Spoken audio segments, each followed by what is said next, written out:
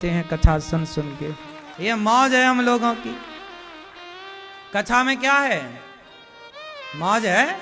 3 घंटे सवेरे मौज की, अब 3 घंटे अब शाम को। मौज ही मौज है।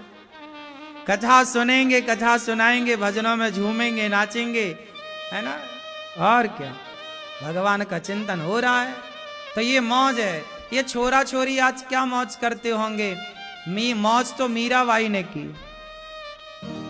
पग घुंघरू बांध मीरा नाची रे, लोग कहें वो तो भई रे बबरिया, सास कहे कुल नासी रे, पग घुंघरू बांध मीरा।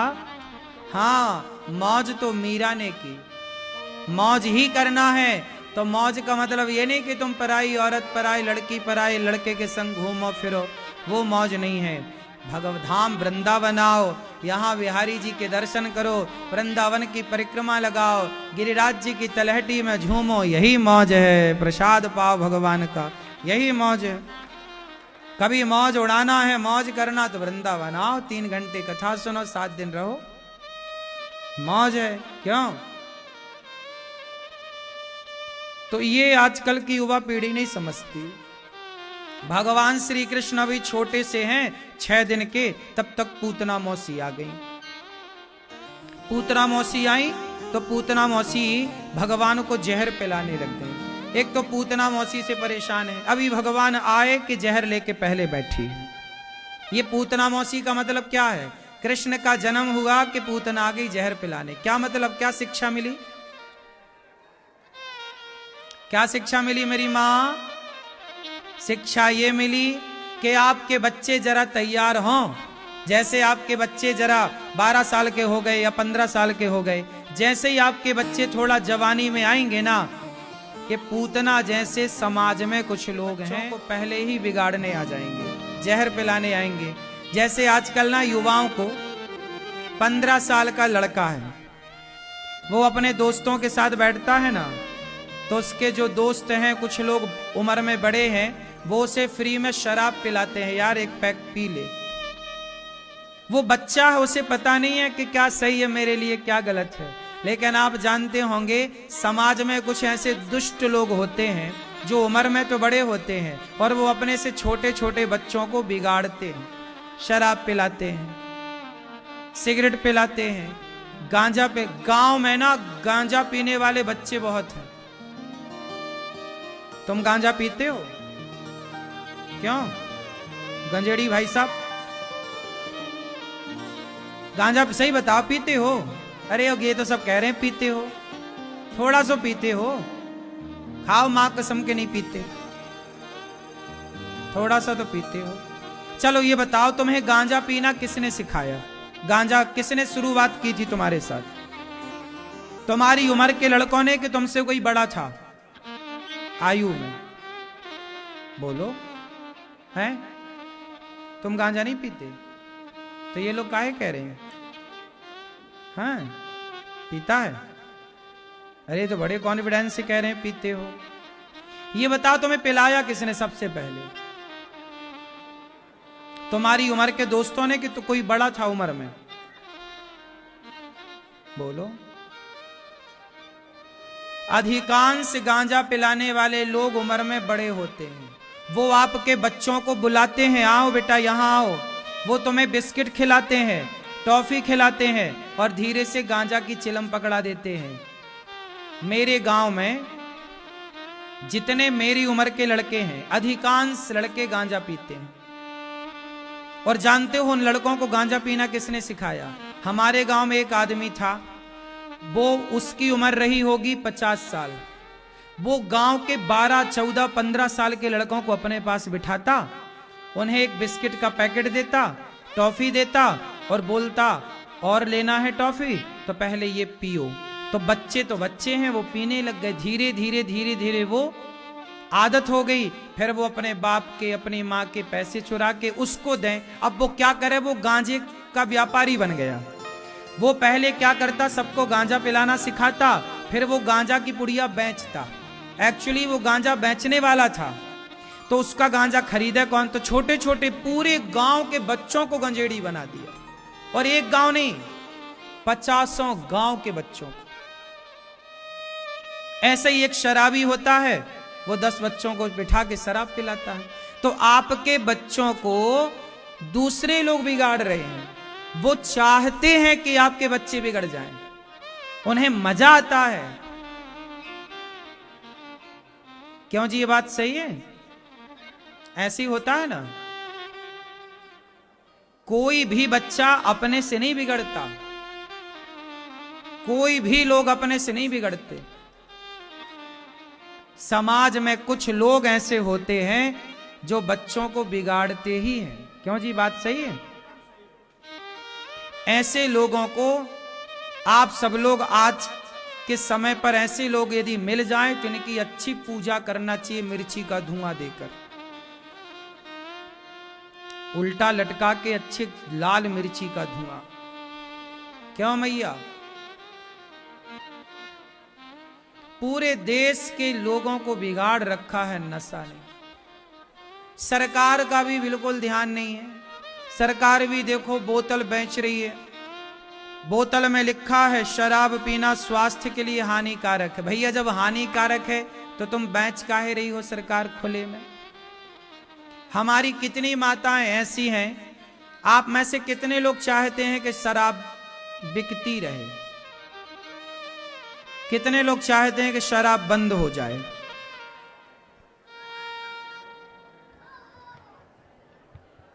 आप पीते हो शराब? अच्छा, ठीक है। आप पीते हो शराब? भैया आप लोग चश्मा वाले, आप पीते हो कभी कभी? पीछे वाले मैया, आप पीती हो शराब? सही हैं? तुम पीते हो?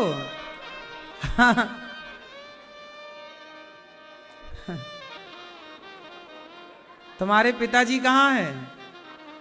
तुम पीते हो शराब?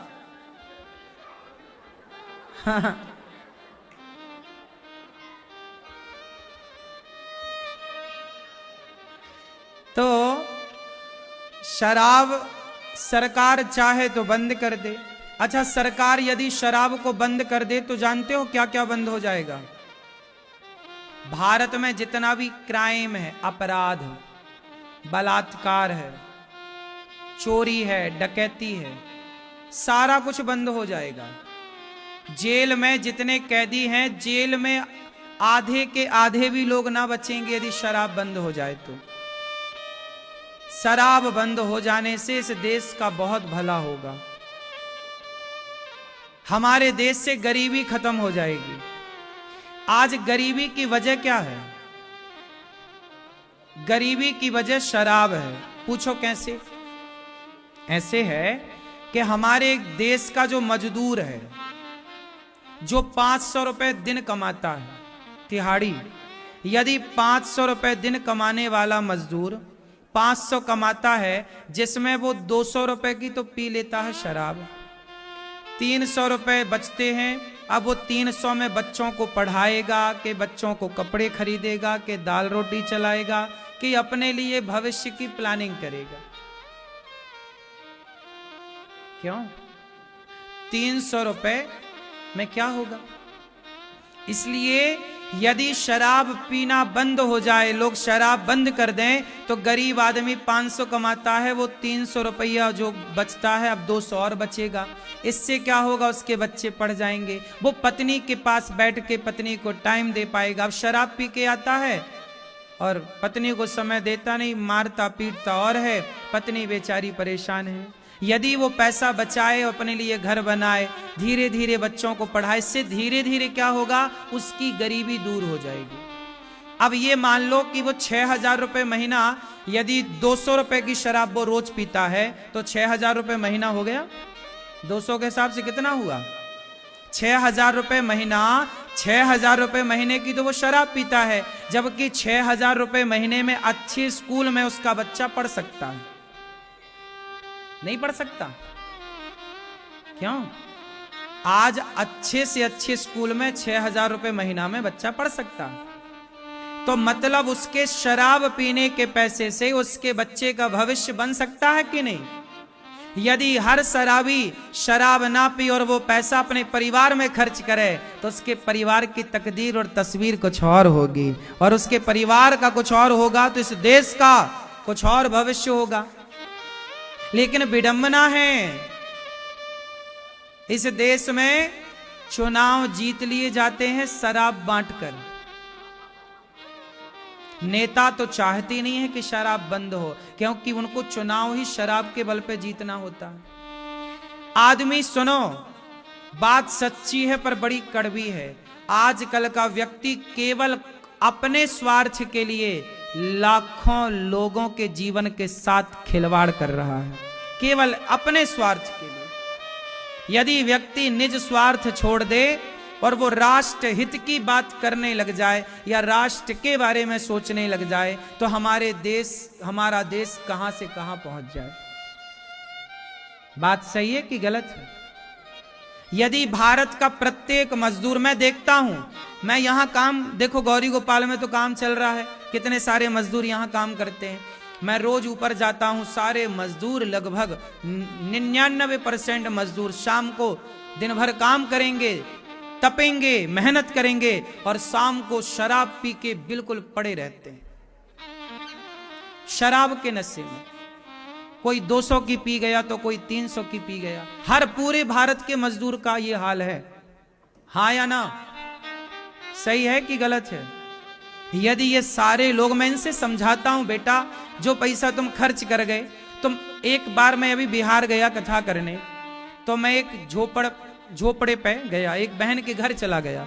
वो वीडियो आपने यूट्यूब पर देखी भी हो।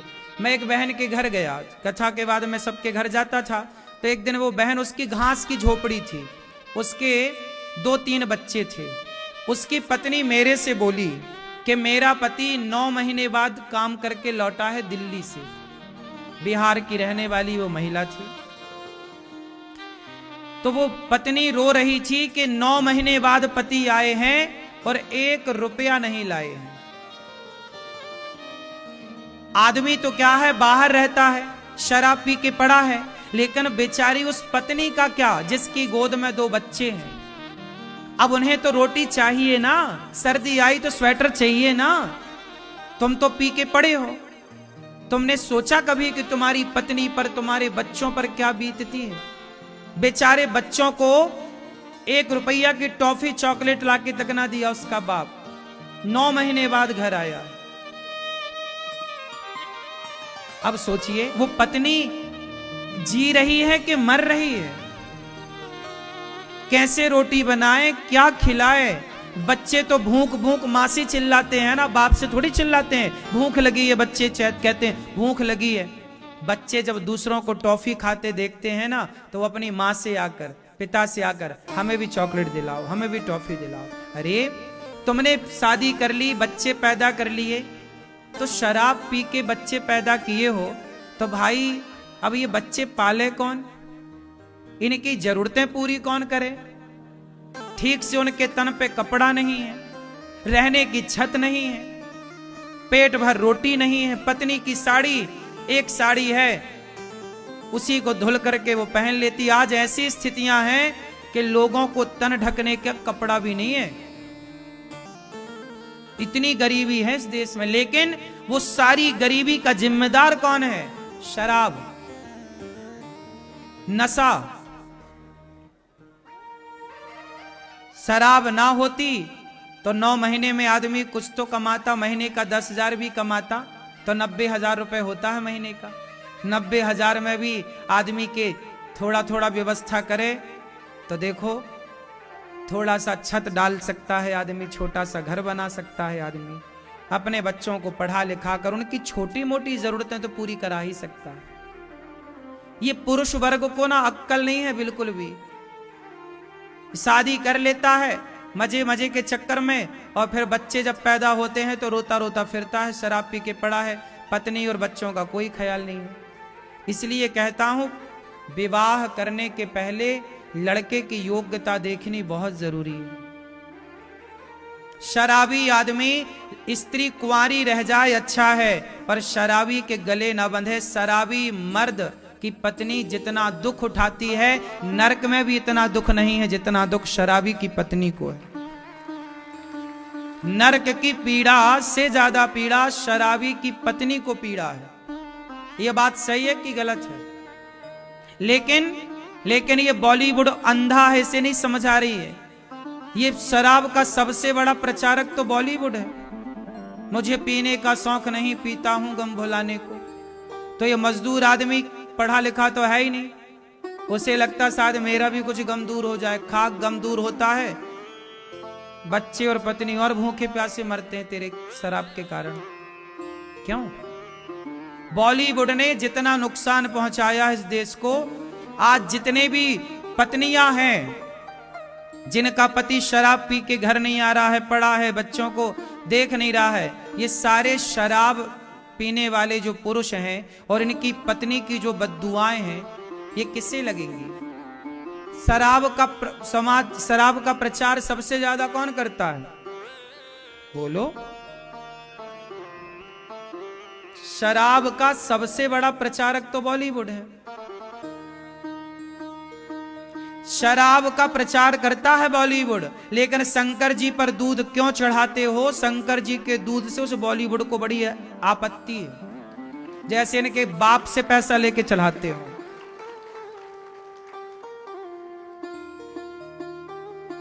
एक भी पिक्चर नहीं बनी कि शराब ना पियो।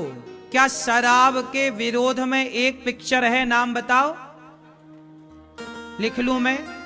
एक भी पिक्चर नहीं है। जबकि शंकर जी पर दूध क्यों चढ़ाते हो, इसके विरोध में पिक्चर है।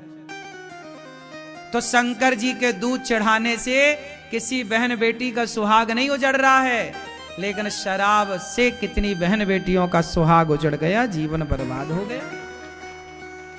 लोग कहते हैं शंकर जी पर दूध क्यों चढ़ाते हो, गरीबों में बांटो। तो भाई मैं कहता हूं कि 300 की टिकट क्यों खरीदते हो मूवी देखने की? वो 300 गरीबों में बांट दो, मूवी देखने की जरूरत ही नहीं है। मूवी बनाने में हजारों करोड़ रुपया खर्च होता है। एक मूवी कम से कम 500 करोड़ की होती है, और बड़ी है तो 1000 करोड़ की होती है, वरना 100-200 करोड़ की मूवी तो बनती ही बनती है। हाँ या ना? एक मूवी कितने की बनती है? 500 करोड़ की। अब 500 करोड़ हम लोगों ने तो कभी नहीं देखे कितने बड़े होते हैं।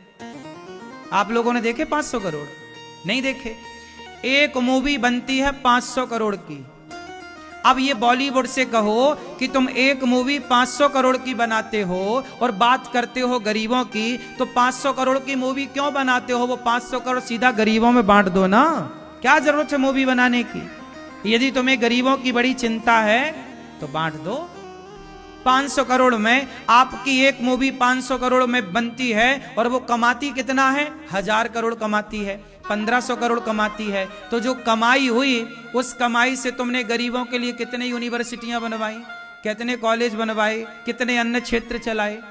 कुछ तो नहीं हुआ।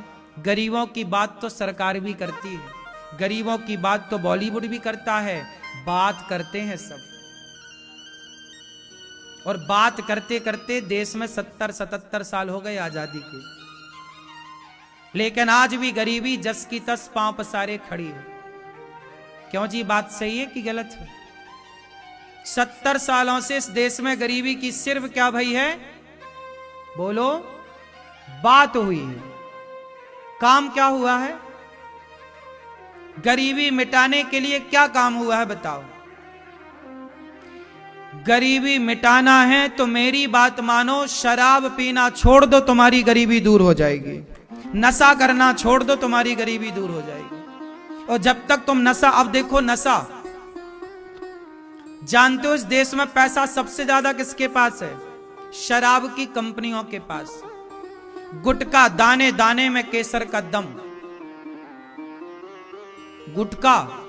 गुटखा बनाने वाली, अब सोचिए, ये जो दाने दाने में केसर का दम गुटखा है जिसका प्रचार बॉलीवुड करता है, ये गुटखा, इसके पास लाखों करोड़ रुपए है।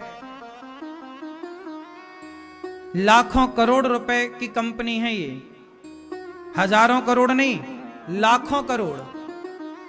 क्या बेच करके? गुटखा। और तुम्हें क्या मिला? तुम्हें मिला कैंसर। तुम्हारा क्या गया? पैसा, शरीर, लेकिन तुम्हें अक्ल कहां है? ये हमारे युवाओं को समझ कहां है? गुटखा खा रहे हैं, एक गुटखा 10 रुपया का आता है और दिन में ऐसे 10 गुटखा खाते हैं, ये मतलब 100 रुपए का गुटखा। कई लड़के तो 100-200 रुपए का गुटखा और 20-20 रुपया की सिगरेट मैंने सुनी है आती है। क्यों आती है? इतना नशा। हम तो कहते हैं यदि आज के युग में ना, आज के युग में ये कलयुग है साहब। आजकल सिगरेट बेचने वाली कंपनियां बड़ी हैं, गुटखा बेचने वाली कंपनियां बड़ी हैं और सामान्य व्यक्ति समझ नहीं पा रहा है और इनके झांसे में आकर के जीवन बिगाड़ रहा है। मेरा बस चले तो इस देश में मैं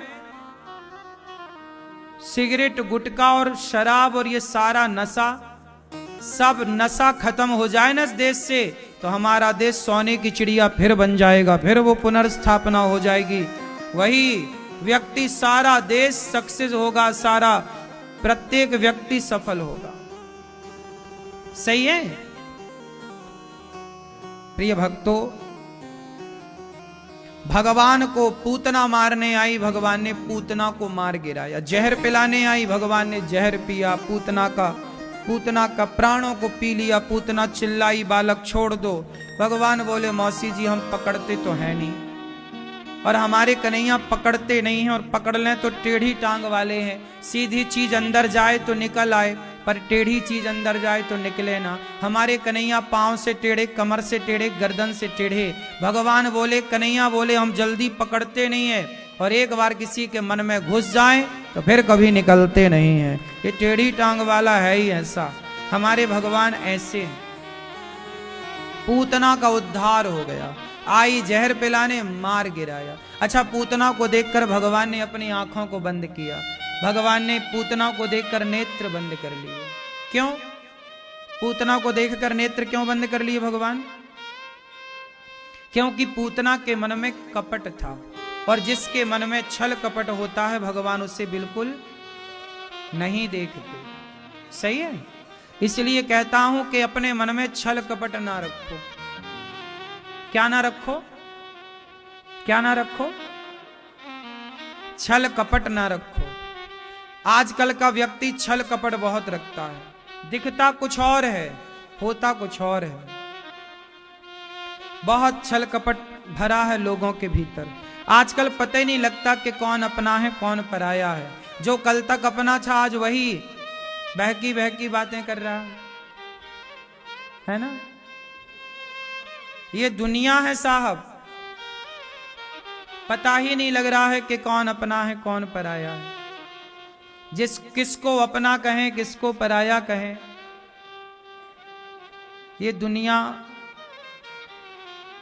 का भरोसा नहीं है। इसलिए हम कहते हैं कि भरोसा जगत पर अब मत रखो, भरोसा जगन्नाथ पर रखो, भगवान के भरोसे रहो। भरोसे भगवान के रहोगे तो सुखी और स्वस्थ रहोगे। भगवान पूतना पर कृपा करके सकटासुर और तृणावर्त पर कृपा करते हैं। भगवान का नामकरण गर्गाचार्य जी ने किया, कृष्ण और बलराम नाम रखा। भगवान छोड़ा बड़े भय, यशोदा को मां मैया मैया कहने लग गए। आप लोगों से मेरी प्रार्थना है, जैसा कि हमने बार बार कहा है, कि अपनी मां को मम्मी बिल्कुल ना कहा करो, मां को मैया कहा करो। क्या कहा करो? मम्मी का मतलब होता है मरी हुई, मम्मी बॉडी। पापा का मतलब होता है पाप, तो पापा नहीं, पिताजी, बाबूजी, ये बोलना चाहिए। ठीक है? तो कितने लोग सुधार करेंगे? क्या बोलोगे? पिताजी। और मां को मैया। पापा अभी क्या बोलते हो? पापा। पापा मतलब जानते हो क्या होता है? बैठे बैठे। पापा मतलब होता है पाप, पापा मतलब पाप। तो अब देखो वो हमारा बाप है, पाप तो है नहीं, तो काहे बाप को पाप पाप कह रहे हो? पिताजी। तो भगवान पिताजी बाबा कहते हैं और यशोदा को मैया कहते हैं। ठीक हो जाता। भगवान धीरे धीरे पूरे अंग को स्पर्श करते, धीरे धीरे उनके घाव भर गए। पंडित जी को भगवान ने प्रसादी पवाई और वो बेचारे दोनों पंडित पंडितानी दिन भर जगन्नाथ जी का दर्शन करें, दिन भर वहाँ की सेवा करें, दिन भर नाम जप करें और भगवान की सेवा में इतने तल्लीन हो गए कि एक दिन सचमुच किसी के मन में पाप आया और वो थाली सोने की कोई चुरा के सच्ची ले गया, सच्ची थाली चोरी हो गई। अब जब थाली सच्ची चोरी हुई तो पंडित जी का नाम तो 2 बार आ ही चुका था। अब पुजारियों ने जो पिटाई की और उठा करके पंडित पंडितानी को जगन्नाथ जी के बाहर कर दिया और जैसे ही बाहर करके आए खूब मार लगाई पंडित जी को और बाहर फेंक आए कि अब तुम आना मत, चोर हो, तुमने थाली चुराई, कहाँ है? अब तो थाली भी नहीं है, कोई और चुरा के ले गया था। अब भगवान जगन्नाथ जी रो रहे हैं, मेरे भक्त को मार रहे हैं। जगन्नाथ जी गुस्सा हो गए और जगन्नाथ जी अपने पटों को बंद कर लिया अंदर से। अंदर से भगवान ने दरवाजे बंद कर लिए। पंडित जी को मारकर पुजारी लोग आए तो दरवाजे खोले, चारों दिशाओं के दरवाजे लॉक, पुजारियों से खुले ना। दोपहर हो गई, शाम हो गई, दरवाजा नहीं खुला। सारे पुजारी रोने लग गए, प्रभु हमसे क्या गलती हो गई, हमसे क्या अपराध हो गया, हमसे कोई गलती हुई हो तो जरा हमारा अपराध बता दो। तब भगवान ने अंदर से आवाज लगाई कि तुमने हमारे भक्त का जो अपमान किया है, अब हम तुम सबका मुंह नहीं देखेंगे। अब तो बाहर से पुजारी बोले, प्रभु वो पंडित जी आपके भक्त थोड़ी थे, वो तो चोर हैं। भगवान बोले, चोर तुम हो, वो पुजारी भक्त है हमारा। अब तो भगवान जब गुस्सा किए, पुजारी घबराए, प्रभु अब क्या करें? जाओ हमारे भक्त को पालकी पर बिठा कर लाओ, तब दरवाजे खुलेंगे। सारे पुजारी गए, पंडित जी को पालकी पर बिठाया और पालकी पर बिठा करके सम्मान लाए तो अपने आप दरवाजे खुल गए। ऐसा लगा कि भगवान स्वयं आज भक्त के स्वागत के लिए खड़े हैं। और जगन्नाथ जी का दर्शन पुजारी जी को हुआ। तब से पुजारी जी वहां के भंडारी बने। आज भी उन्हीं पंडित जी की परंपरा के लोग, जो वहां जगन्नाथ जी में भोजन बनता है ना, भात, तो वो जो वहां से निकाल के दिया जाता, चावल देने वाला कोई तो कोठारी होगा ना कि भाई इतने बनाओ, आज ये सब्जी बनेगी, आज ये चावल बनेगा। तो जो भगवान ने कहा कि आज से इनका कोष पूरा इनके नाम पे करो, इनको दो, ये बनाएंगे, हमारे लिए प्रसाद बनवाएंगे।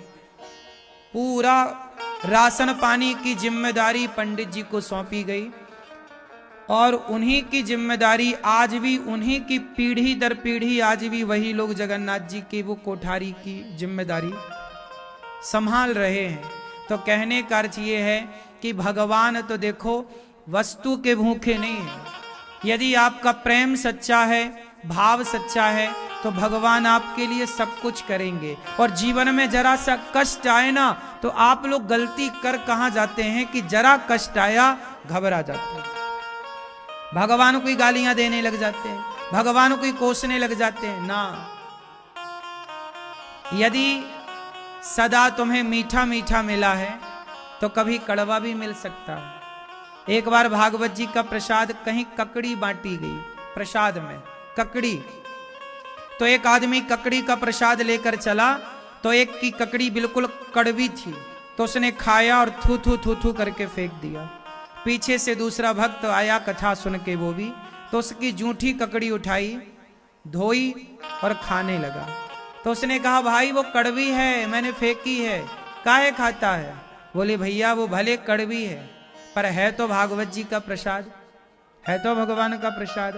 जब मीठे, जब आपको रोज रसगुल्ला मिलता था, जब रोज आपको हलवा मिलता था, जब रोज आपको अच्छा अच्छा मिलता था तब तो आपने नहीं फेंका कि यार बहुत मीठा है, लेकिन एक दिन यदि आपको कड़वा मिला तो आपने फेंक दिया। यदि 6 दिन उनका मीठा प्रसाद हमने ग्रहण किया तो एक दिन का कड़वा प्रसाद भी ग्रहण कर लें, वो मीठा भी उन्हीं का था और कड़वा भी उन्हीं का है। तो जीवन में यदि जरा सा दुख आ जाए, जरा सा कष्ट आ जाए, जरा सी तकलीफ आ जाए तो परेशान क्यों होते?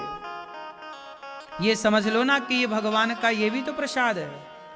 भगवान यदि आपको कोई अपमानित कर रहा है तो अपमान को भी प्रसाद ही मानो कि ईश्वर का यही कड़वा प्रसाद है।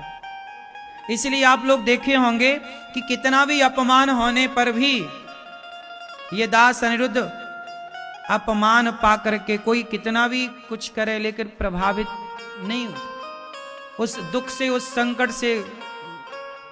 हमें पता है कि दुख 4 दिन का होता है।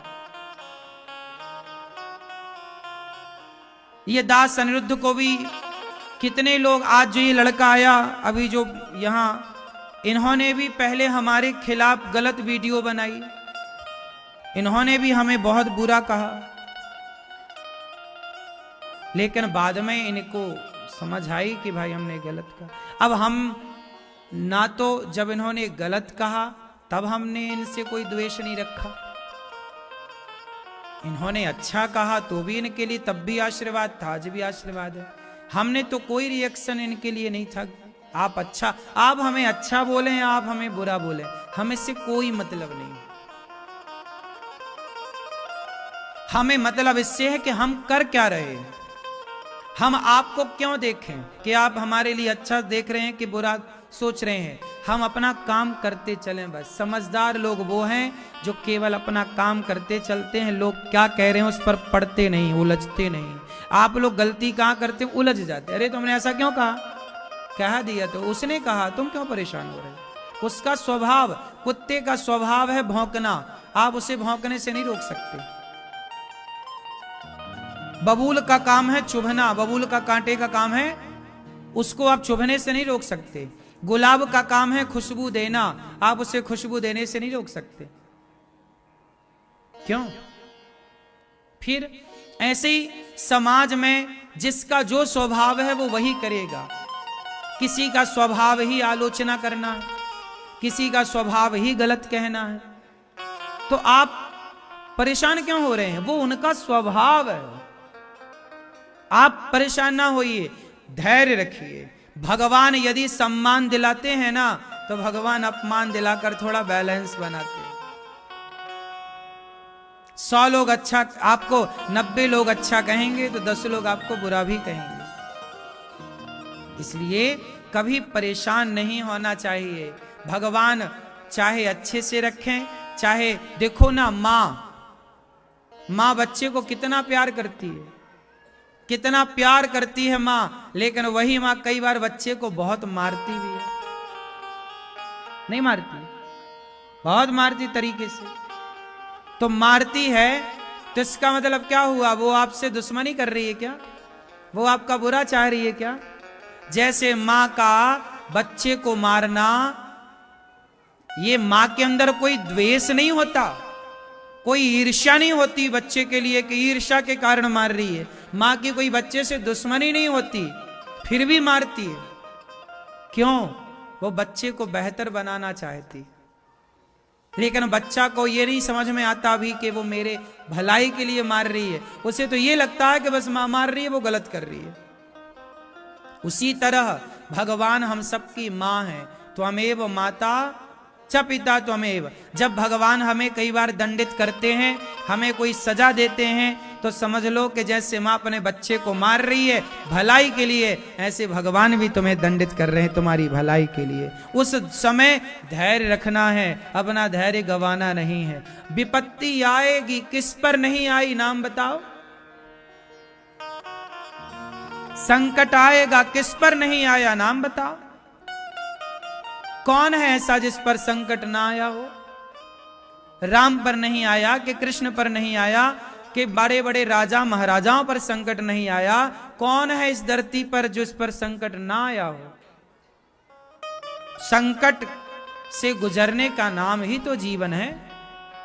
घबराओगे तो ऐसे घबरा के तो क्या पाओगे? आप खो बैठोगे, आत्महत्या और कर लोगे। इसलिए घबराओ मत, ये समय भी गुजर जाएगा। आज बुरा समय है, चुप रहो, शांत होके बैठ जाओ। जब पानी गंदा होता है ना नदियों का, तो कितने महीने गंदा रहता है नदियों का पानी? बोलो, नदियों का पानी कब गंदा होता है? बारिश के समय में। बारिश में, सावन भादों में नदियों का पानी कैसा होता है? बोलो बोलो, गंदा होता है। लेकिन गंदा है इसका मतलब ये नहीं कि सदा गंदा रहेगा। वो गंदा पानी कार्तिक के माह आते ही निर्मल हो जाता है। बोलो हाँ। बारिश जाती है, अपने आप नदियों का पानी साफ हो जाता है। जैसे अपने आप नदियों में वो गंदगी नीचे बैठ जाती है। आप भी बाल्टी में पानी भर दो और उसमें जरा धूल मिला दो तो गंदा हो जाएगा। लेकिन गंदे पानी को देखकर घबराओ मत, जरा उसे छोड़ दो घंटे 2 घंटे के लिए, अपने आप वो अपने आप को साफ कर लेगा। उसी तरह जब आपका समय गलत चल रहा है तो घबराइए मत। जब आपका समय गलत चल रहा है तो घबराइए मत। आज समय बुरा है तो कल समय अच्छा आएगा। थोड़ा शांति से ध्यान करिए भगवान का, ठंडे होके बैठ जाइए। अपने आप जैसे गंदा पानी अपने आप साफ हो जाता है, ऐसे अपने आप आपका बुरा समय चला जाएगा, अपने आप अच्छा समय आ जाएगा। ये परिवर्तन है। आज हमारे शरीर में कोई घाव हो जाए तो समय आने पर वो घाव भी तो भर जाता है। आज शरीर में दर्द ज्यादा है तो कल दर्द कम भी तो होता है। ये प्रकृति है। सदा समय एक सदा ना रहा है, सदा ना रहेगा जमाना किसी का। कल राजा कोई और था, कल होगा कोई और, किसी एक कर शीश पर सदा रहे ना मौत। परिवर्तनशील संसार है, आप मानो इसको। क्यों मेरी मां? नहीं है। सदा एक सा ना रहा, एक सा ना रहेगा। इसलिए आज समय अच्छा है तो आज समय अच्छा है, ये अच्छा समय भी सदा ना रहेगा। और आज समय बुरा है तो ये बुरा समय भी सदा ना रहेगा। अच्छा है तो बुरा भी आ सकता है और बुरा है तो अच्छा भी आ सकता है। इसलिए दोनों समय में भगवान की शरण में रहो और दोनों समय में भगवान के आश्रित रहो कि प्रभु हम आपके हैं, समय के नहीं हैं। आएगा जाएगा, समय का क्या। हानि लाभ होती रहती है। हानि लाभ से हमारे जीवन में कोई प्रभाव ना पड़े, ऐसा होना चाहिए जीवन। कुछ लोग क्या करते हैं, जरा सा नुकसान हुआ रोने लग गए, परेशान होने लग गए। भगवान एक दिन मिट्टी खाते हैं जी के बिना यहां पत्ता नहीं हिल रहा। अच्छा एक बात बताओ, आप लोग वृंदावन आए अपनी मर्जी से आए कि भगवान की मर्जी हुई इसलिए आए? हमें लगता है कि हमारी मर्जी से हुआ, हमें लगता कि हमने किया, पर ऐसा आपको अच्छा ये बताओ, मैं तो महसूस करता हूं, आपकी पूछ रहा हूं, आप लोगों को कभी ऐसा नहीं लगता कि कोई शक्ति है जो आप सबसे ये काम करा रही है? कोई है जो ये सब सिस्टम चला रहा है, हम केवल उसके इशारों से चल रहे हैं बस। पर हमें ऐसा लगता है हम कर रहे हैं, हम कर रहे हैं, हम कर रहे हैं। आप और हम क्या कर रहे हैं एक बात बताओ। अच्छा ये बताओ, अभी शाम हो रही है, अभी ये क्या हो रही है? शाम। ये शाम आप कर रहे हैं कि हम कर रहे हैं? बोलो। अभी थोड़ी देर बाद रात होगी तो रात आप कर रहे हैं कि हम कर रहे हैं? मतलब सब अपने हिसाब से, सब तो सिस्टम पे चल रहा है ना। अपने से रात हो रही, रात होगी अपने आप सोने के लिए बिस्तर पे चले जाओ। आपको किसी ने बोला नहीं, लेकिन आप चले गए। सवेरा हुआ, अपने आप जाग गए, अपने आप आपने स्नान किया, अपने आप आपने सब काम किया। तो ये कोई है जो सब सिस्टम चला रहा दिन। अच्छा ये बताओ, जो आपका दिल है वो धड़क रहा है कि नहीं? क्यों धड़क रहा है? अब ये बताओ कि आपने दिल धड़काने के लिए क्या करते हो? आप कुछ करते हो? अपने से धड़क रहा है कि नहीं? क्या कर रहे हैं आप लोग? जबकि वो धड़कना छोड़ दे तो हम मर जाएं। वो अपने से धड़क रहा, आप सो रहे हैं तो भी धड़क रहा है, आप जाग रहे हैं तो भी धड़क रहा है, और वो ना धड़के तो हम धड़क जाएं। समझ लो ये ईश्वर की इच्छा है, ना माने तो समझ लो। भगवान दुर्योधन को समझाने गए, मान जा, पांडवों को 5 गांव दे दे, नहीं माना। ये भी ईश्वर की लीला थी कि नहीं माना। तो सब कुछ ईश्वर की मर्जी से हो रहा है। लेकिन आप ये मत समझना कि अब आप किसी को मारें और कहें कि नहीं जी तो ईश्वर की मर्जी से हो रहा है। इस जो बात हम कह रहे हैं, हम कह जरूर रहे हैं कि सब ईश्वर की मर्जी से होता है, लेकिन हम जिस भाव से कह रहे हैं, जब तक मेरी दृष्टि से आप इस बात को नहीं समझेंगे तब तक ये बात आप नहीं समझ पाएंगे। मैं कह रहा हूं कि सब भगवान की मर्जी से होता है। इस बात को मैं तब कह रहा हूं जब मैंने और भी इससे जुड़ी बातें जानी हैं। अभी शायद वो बातें आप नहीं जान पाते, और इतने जल्दी में वो बातें आपको जना भी नहीं सकता। आप डायरेक्ट ये मान लो कि सब भगवान की, फिर तो आप नास्तिक हो जाओगे। आप कहो लो ये बलात्कार हो रहा, क्या ये भी भगवान की मर्जी, भगवान करा रहे हैं? आप क्या कहोगे? अभी आप सवाल करोगे तो महाराज जी ये बलात्कार जो हो रहा है तो क्या ये भगवान करा रहे हैं? भगवान की मर्जी से हो रहा है? सुनो, इसके लिए ईश्वर ने आपको अक्कल दी है। दूसरा, माँ बाप को बनाया है कि बेटों को सब संस्कार देना। ये सब सिस्टम है पूरा। यहां पर क्या है? पूरा सिस्टम है, सर्कल है। ईश्वर ने क्या बनाई? सुनो, ईश्वर ने मेंढक बनाया। मेंढक बनाया। मेंढक को कौन खाता है? सांप। सांप को कौन खाता है? सांप को मोर खा जाता है। आपके कपड़े कौन खा जाता है? चूहा। चूहे को कौन खाता है? बिल्ली। बिल्ली को कौन खाता है? कुत्ता। कुत्ते को कौन खा जाता है? यदि जंगली मिल गए, भेड़िए इत्यादि, चीता इत्यादि, तो वो खा जाएंगे। मतलब प्रकृति देखिए, छोटी मछली जो होती है समुद्र में, छोटी मछली को बड़ी मछली खाती है, बड़ी को उससे बड़ी खा जाती है, उससे बड़ी को उससे बड़ी खा जाए। ये क्या है? ये ईश्वर का सर्कल, यही व्यवस्था। ये चल रहा है ना पूरा चक्र, तो पूरा सिस्टम ईश्वर के अधीन है। इसलिए हम जो सोच रहे हैं वह भी ईश्वर की मर्जी से सोच रहे हैं,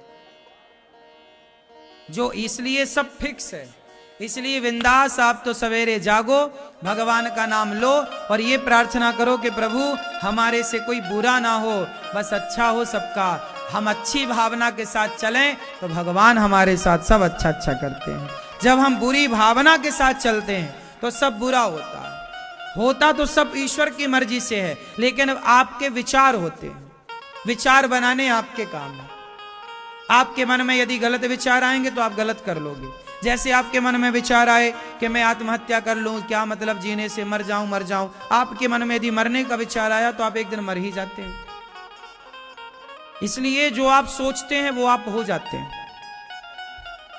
इसलिए सोचिए अच्छा तो आप अच्छे होंगे, सोचेंगे बुरा तो आप बुरे होंगे। लेकिन ये सत्य मान लो।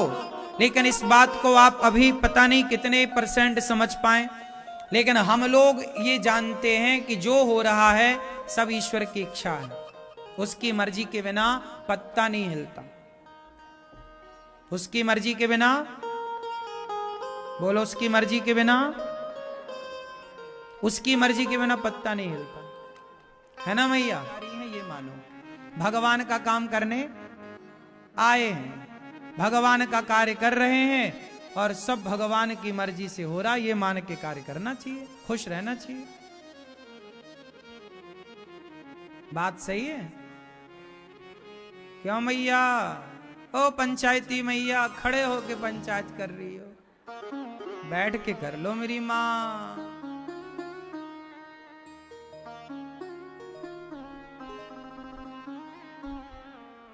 इसी धरा से शरीर पाए,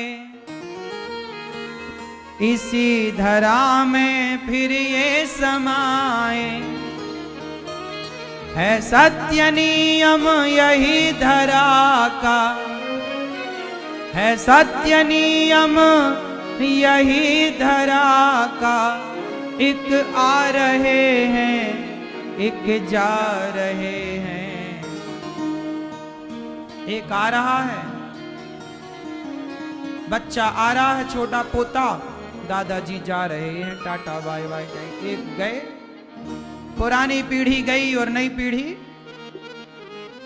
हर 100 साल में ये संसार बदल जाता, पता आपको? हर 100 साल में पुराने लोग खत्म हो जाते हैं, नए लोग आ जाते हैं। लेकिन आपको सब जस का तस दिखता है। सच्चाई तो ये है कि प्रत्येक क्षण परिवर्तन हो रहा है। हर क्षण सृष्टि हो रही है और हर क्षण सृष्टि का पालन हो रहा है और हर क्षण सृष्टि का संहार हो रहा है। जितनी देर में हमने आपसे ये बात कही, इतनी देर में भी एक सृष्टि उत्पन्न, पालन, संहार की ओर आप चले गए। आप यहां 3 घंटे बैठे हैं, लेकिन इन 3 घंटों में भी आपके शरीर में ना जाने कितने सेल बन गए और कितने सेल बिगड़ गए। आपके शरीर की ये प्रक्रिया है, हाँ या ना? पता है आपको?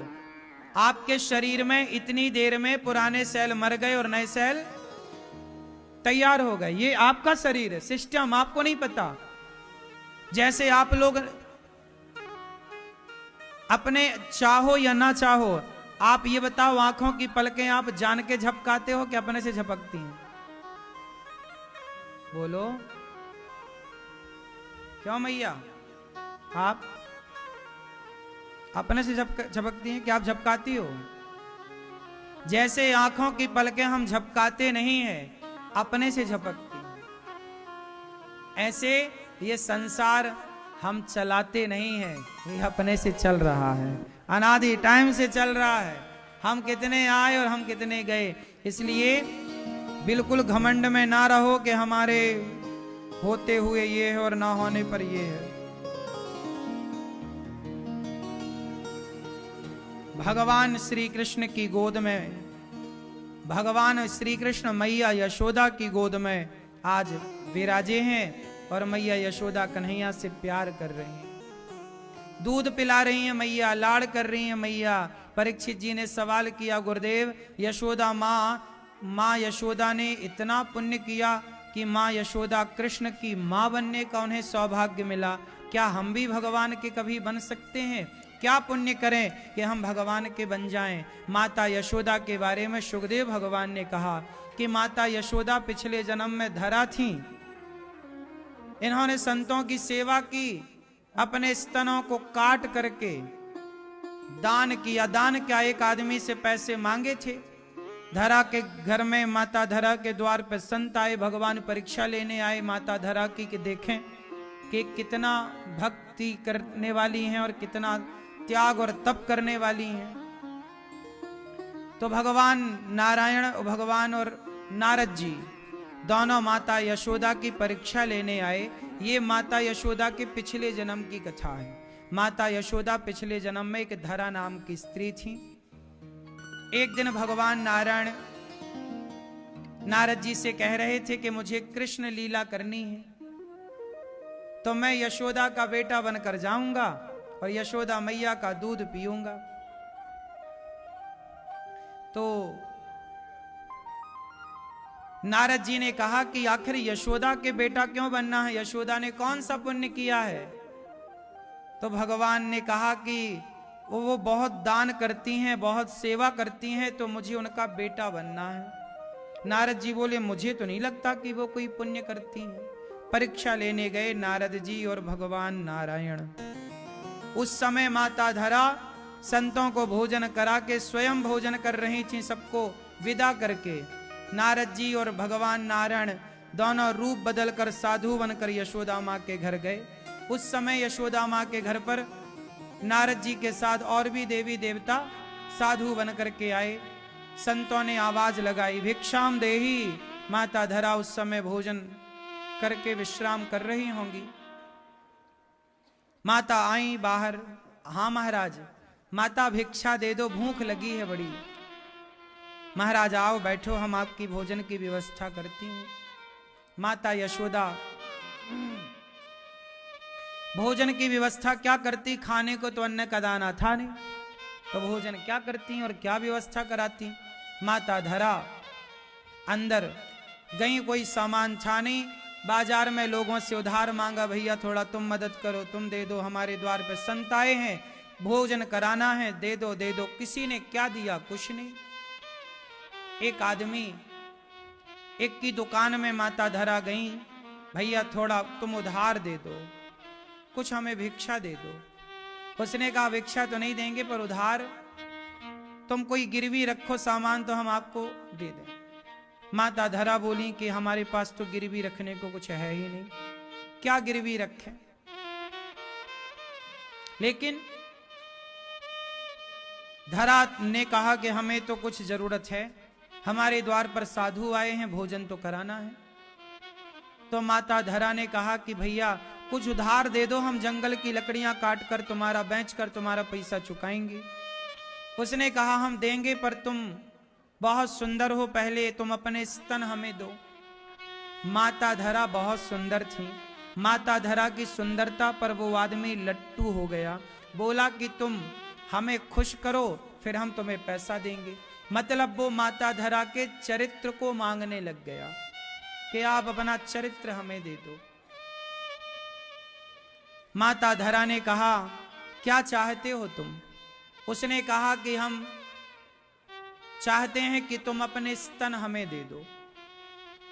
अब माता धरा विचार करने लग गई। थोड़ी देर में माता धरा ने विचार करके कहा ठीक है, तुझे मेरे स्तन चाहिए तो ले ले।